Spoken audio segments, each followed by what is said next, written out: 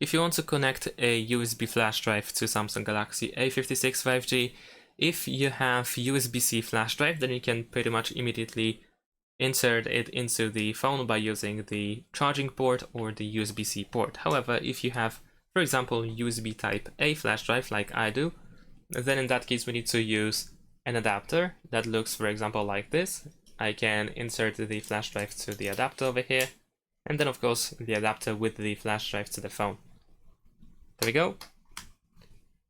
And once you put it in, you should be able to receive a notification shortly after that the flash drive has been inserted. In case you have any issues, then you might want to remove the flash drive from the adapter and then put it back in.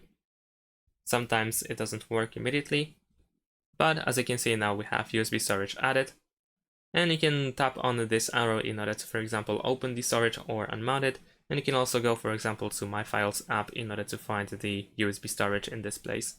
And that's it. Thanks for watching, leave a like and subscribe to my channel, and see you in my next videos. Bye!